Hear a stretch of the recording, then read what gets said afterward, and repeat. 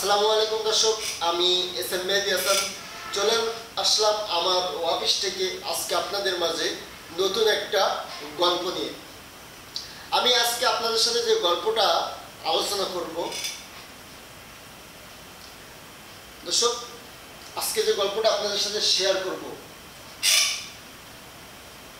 আপনাদের শুনলে অনেক খারাপ লাগবে। বাস্তব জীবনে ঘটে যাওয়া একটা গল্প আজকে আপনাদের মাঝে শেয়ার করব। কিছু নারী আছে, এত কিছু নারী আছে এত নিচে নামতে পারে সেটা কল্পনার বাইরে। দর্শক, আপনারা যারা সংসার করছেন, আপনারা যারা বিয়ে করছেন, আপনাদের লাইফ কেমন কাটছে? নিশ্চয়ই আপনাদের লাইফ ভালো কাটছে। আমি আজকে যে গল্পটা তুলে ধরবো এবার এরকম একটা বিবাহিত জীবনের ভাই, একটা বিবাহিত জীবনে একটা ভাইয়ের গল্প আমি আজকে তুলে ধরবো। তার বিবাহিত লাইফ কিন্তু ভালো কাটতেছে না বা ভালো কাটছে না, সেই গল্পটা আজকে আপনাদের মাঝে তুলে ধরবো। আমি পুরো গল্পে চলে যাচ্ছি, আমি একদম সরাসরি গল্পে চলে যাচ্ছি। আজকে এই যে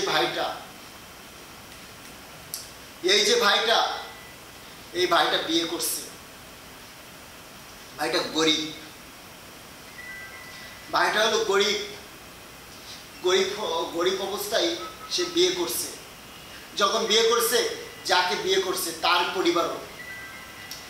পরিবারও জানে যে এই ভাইটা গরিব। সেটা জেনেও তার পরিবার রাজি হয়েছে এবং সে মেয়েও রাজি হয়েছে বিয়ে করার জন্য। বিয়ে করছে, বিয়ের মাসখানিক খুব ভালো কাটছে। 1 মাস 2 মাস 3 মাস 4 মাস এভাবে করতে হতে 5-6 মাস খুব ভালো কাটছে। 5-6 মাস পরে যে বিয়ের জীবনে ভয়ঙ্কর একটা রূপ তাদের মাঝে লেবে আছে দর্শক, যে রূপটা কখনো এই ভাইটা আশা করি নাই যে বিয়ের পরে আমার এরকম হবে। তাদের সেই 6 মাস পরে কি হয়েছে আপনারা জানেন? 6 মাস পরে এই যে মেয়েটাকে বিয়ে করে নিয়ে আসছে, এই মেয়ে তাকে ছেড়ে চলে যাচ্ছে। কেন চলে যাচ্ছে আমি বিষয়টা শেয়ার করি আপনাদের সাথে। এই ভাইটার নামটা আমি আপনাদের সামনে আনতে পারবো না। আমি তার বিষয়টা এবং তার ঘটনাটা, তার সাথে যেগুলো ঘটে গেছে সেই বিষয়টা আপনাদের সাথে শেয়ার করতেছি। এই বিয়ের কিছুদিন কাটার পরে, এই বিয়ের কয়েক মাস কাটার পরে এইবার এই ভাই পরের খেতে কামলা দেয়, পরের খেতে কাজ করে তার সংসার চালায়। এইভাবে পরের খেতে কাজ করে করে সে তার সংসার চালাচ্ছে। একদিন যখন পরের খেতে কাজ করে আর সংসার চালায়, তার বউকে এই কাজের টাকা দিয়ে যা যা আবদার করে সেগুলো পূরণ করার চেষ্টা করে।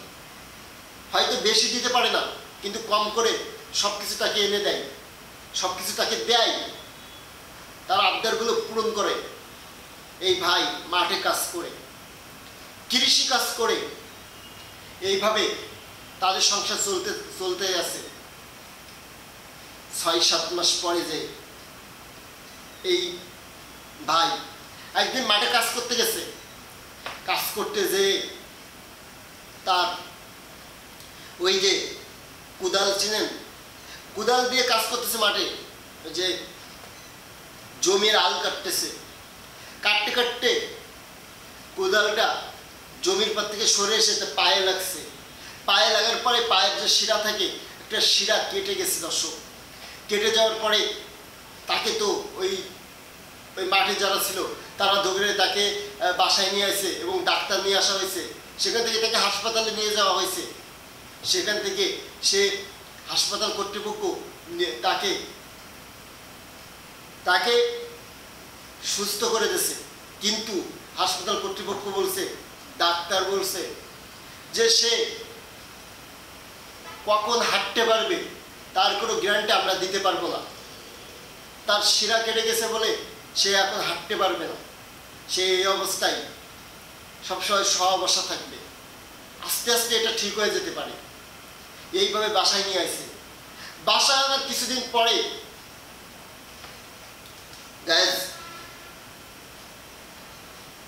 বাসায় আনার কিছুদিন পরে এই ভাইটাও আর পরের ক্ষেতে কাজ করতে পারতেছে না। কিছু টাকা জমাইছিল, তাও চলে গেল এই হাসপাতালে, যে ডাক্তারের ওখানে যে। তারপরে এই ছেলেটার, এই ভাইটার মা বেঁচে আছে। এই মা পরের বাসায় কাজ করে কিছু টাকা আনে। আর এই ভাইয়ের কিছু টাকা জমানো ছিল, এই যে হাসপাতালে খরচ হয়েছে আর কিছু টাকা জমানো ছিল, তাই দিয়ে আস্তে আস্তে সংসার চালাতে লাগে। আর এই ভাই ওষুধ খাইতে লাগে। তখন এই আমাদের ভাবি, এই ভাইয়ের ওই সেই বউ, যাকে মাঠে কামলা দিয়ে কষ্ট করে গায়ের ঘাম পানি করে এনে খাওয়াইছে, সেই ভাবি নিয়মিত তার সাথে ঝগড়া করতে থাকে যে তোমার মতো পঙ্গুর ঘরে আমি আর থাকবো না, তুমি কাজ করতে পারো না, আমার চাহিদা মেটাতে পারো না, আমাকে কিছু দাও না, আমি তোমার সাথে কিভাবে সংসার করব, আমি তোমার সাথে থাকতে পারবো না, আমি তোমার সাথে থাকবো না, আমি চলে যাবো এই বাসা ছেড়ে। এইগুলা বলে প্রায় এই ভাইয়ের সাথে ঝগড়া করতে থাকে। এই ভাই এইভাবে ঝগড়া করতে করতে কিছু মাস চলে যায়। তারপরে ভাই লাঠি ভর দিয়ে হালকা চলতে পারে। তখনও এই পরিবারের ভিতরে ঝগড়া লেগেই থাকে। আপনারা হয়তো কম বেশি সবাই জানেন, মেয়েদের সবকিছু দিতে পারলে তারা আপনার পাশে থাকবে। আপনি যখন তাদের কিছু দিতে পারবেন না, তারা কখনো আপনার পাশে থাকবে না। এটা বাস্তব। এই ঘটনাটাই সেই বাস্তবতা উঠে আসে। এই ভাই তার বউকে বোঝাতে থাকে যে দেখো, আমি তো ইচ্ছা করে এটা করি নাই, এটা হয়ে গেছে, আমি পঙ্গু হয়ে গেছি, হয়তো আমি ঠিক হয়ে যাব, তুমি ধৈর্য ধরে থাকো, একবেলা না খেয়ে 2 বেলা খেয়ে থাকো, সবকিছু আল্লাহ রাব্বুল আলামিন একদিন ঠিক করে দেবে। কে শোনে কার কথা? ওই ভাবির তো সেটা সহ্যই হয় না, নিতেই পারে না এই ভাইয়ের কথাগুলো, শুধু তার সাথে ঝগড়া করতে থাকে। এইভাবে যখন 3-4 মাস কেটে গেছে, তারপরে যে এই ভাবি বলে যে তোর সংসার আমি করব না, তুই তোর মতো থাক, তোর মতো পুরুষের আমার জীবনে দরকার নাই। এই বলে এই ভাবি তার বাপের বাড়ি চলে যেতে চাই। তখন এই ভাই তাকে তার পা পর্যন্ত জড়িয়ে ধরে, যে তুমি থাকো, জানো তো আমি হাঁটতে পারি না, আমার একটা মানুষের প্রয়োজন, মা হলো অসুস্থ, তাও পরের বাসায় কাম করে, আমি কিভাবে থাকবো? তারপরেও তার হাত ঝাড়া ফেলে দিয়ে এই ভাবি তার মায়ের বাসায় চলে যায়। তখন কোনো দিশি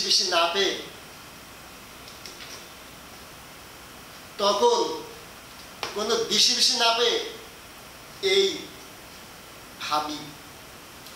ভাবি কি করে জানেন? এই ভাবি তো তার মায়ের বাসায় চলে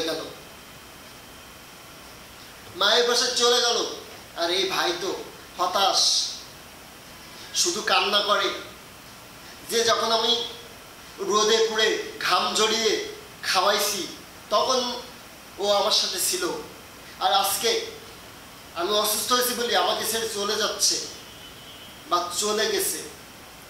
কান্না করে ক্ষোভে ওই ভাই পা টানতে টানতে যে রুমের মধ্যে যে রুম দরজা দিছে, দিয়ে ওই রুমের মধ্যে যে সে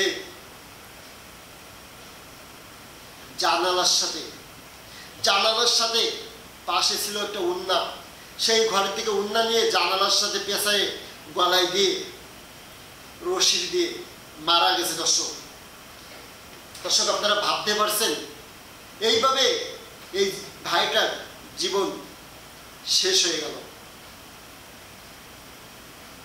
তাহলে আপনারা চিন্তা করেন, মেয়েরা কখন আপনার কাছে টাকা না থাকলে আপনার পাশে থাকবে না। সব সময় আপনারা সতর্ক থাকবেন। আর আমি সব বোনেদের বলতে চাই যে বোন, তোমরা তোমাদের স্বামীদের ভালোবাসো, স্বামীদের পাশে থাকো, বিপদে আপদে তাদের পাশে থাকো। হয়তো আল্লাহ রাব্বুল আলামিন একদিন তোমাদের ভালো জিনিস দেখাবে, ভালো জায়গায় নিয়ে আসবে। আমি এস.এম. মেহেদী হাসান বিদায় নিচ্ছি আমার অফিস থেকে। সবাই ভালো থাকবেন, সুস্থ থাকবেন। আল্লাহ হাফেজ।